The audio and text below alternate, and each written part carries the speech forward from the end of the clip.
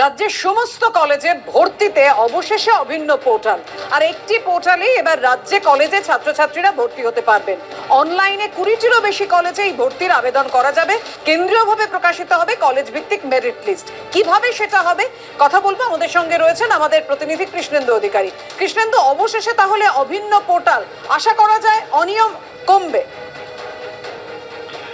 অন্তত সরকারের তাই আশা, কারণ তুমি জানো যে উচ্চ মাধ্যমিকের রেজাল্ট বেরিয়েছে মে মাসের 8 তারিখ, তারপর 1 মাসের বেশি সময় কেটে গেছে। এখনো পর্যন্ত কলেজে ভর্তির ব্যাপারে রাজ্য সরকার কোনো উচ্চবাচ্য করছে না, এমন অভিযোগ চারিদিক থেকে শোনা যাচ্ছে। তারই মধ্যে যেটা সূত্র মারফত জানা যাচ্ছে, আগামী মঙ্গলবারই সরকার নতুন বিধি প্রকাশ্যে আনছে। সেখানে অভিন্ন পোর্টালে গোটা রাজ্য জুড়ে একটা পোর্টালে ভর্তির আবেদন করা যাবে। অর্থাৎ কলেজে কলেজে গিয়ে ফর্ম তোলা, ছাত্র সংসদের পাল্লায় পড়া বা বিভিন্ন রকম যে অভিযোগ আসে সেই অভিযোগ থেকে এড়ানোর একটা কৌশল অভিন্ন পোর্টাল। গোটা রাজ্য থেকে যে কোনো জায়গা থেকে যে কোনো স্টুডেন্ট বা যে কোনো ছাত্রছাত্রী আবেদন করতে পারবেন অনলাইনে।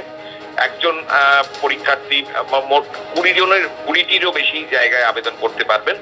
এবং দেশ জুড়ে এই একটা রাজ্যভিত্তিক এরকম অভিন্ন পোর্টাল যদি হয় এবার, সেটা হবে এই প্রথম।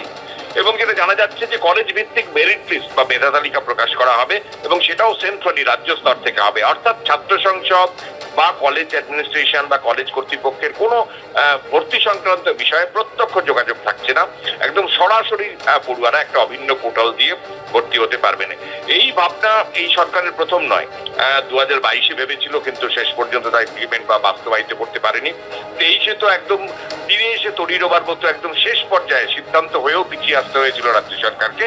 এবার অবশ্য রাজ্য সরকার শেষমেশ সিদ্ধান্ত নিয়েছে, এমনটাই সূত্র মারফত জানা যাচ্ছে। আগামী মঙ্গলবার এই বিষয়ে সরকারিভাবে সিদ্ধান্ত ঘোষণা হবে এবং সেক্ষেত্রে যে অনিয়ম যে বেনিয়মের অভিযোগ ছাত্রভর্তির ক্ষেত্রে উঠছিল সেই অভিযোগ এড়ানো যাবে, এমনটাই শিক্ষাবিদরা বারবার বলেন যে কেন্দ্রীয়ভাবে অনলাইনে যদি ভর্তি হয়, একটা কেন্দ্রীয় পোর্টালে যদি ভর্তি হয়, সেটা এড়ানো যাবে এবং রাজ্য সরকার সেই পথেই হাঁটছে। মঙ্গলবার তার ঘোষণা, এমনটাই সূত্র মারফত জানা যাচ্ছে।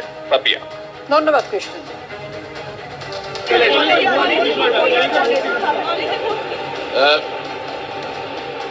এটা আমার মনে হচ্ছে মঙ্গল বুধবারের মধ্যে এই পুরো যে পোর্টাল আছে, আমার সঙ্গে মুখ্যমন্ত্রী আলোচনা শেষ পর্যায়ে চলছে। মুখ্যমন্ত্রী আমায় আর প্রায় সবুজ সংকেত আশা করছি স্বীকৃতি দিয়ে দেবেন এবং এটা আমরা তখন এর উদ্বোধন হয়ে যাবে।